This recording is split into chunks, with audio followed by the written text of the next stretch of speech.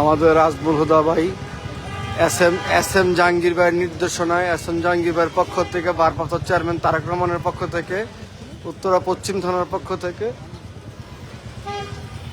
গরিব ও দুঃখী মানুষের মাঝে শীতবস্ত্র বিতরণ চলছে এস এম জাহাঙ্গীর ভাইয়ের নির্দেশনায়।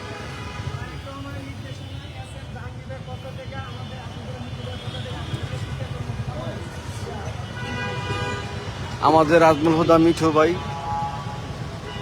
এস এম জাহাঙ্গীর ভাইয়ের পক্ষ থেকে